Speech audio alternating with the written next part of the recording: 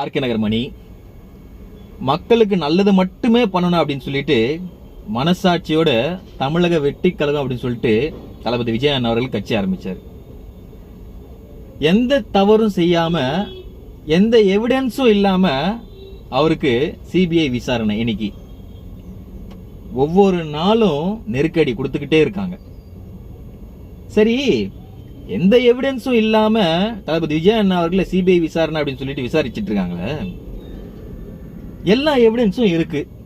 இது நடந்தது யாரால அப்படின்ட்டு இருக்கு. அப்ப அவங்கள விசாரிக்கணும் இல்லையா? நீங்களே சொல்லுங்க. கடந்த 4.5 வருஷத்துல தமிழ்நாடு முழுவதும் எங்கேயும் எந்த பிரச்சனை நடக்கல அப்படின்னு சொல்லிட்டு சொல்லுங்க பார்க்கலாம். ஒவ்வொரு இடத்துலயும் ஒவ்வொரு மாதமும் ஒரு வருடம் நடந்துகிட்டே இருக்கு பிரச்சனை. கொலை, கற்பழிப்பு, வழிப்பறி நடந்துகிட்டே இருக்கு. அப்ப யாரை கூப்பிட்டு விசாரிக்கணும்?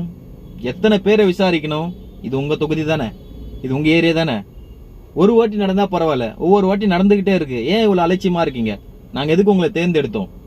மக்களுக்கு சேவை செய்தானே அப்படின்னு சொல்லிட்டு எத்தனை எம்எல்ஏ எத்தனை கவுன்சிலரை விசாரிக்கணும் சொல்லுங்க. சட்டம் தன் கடமையை செய்யும். நன்றி.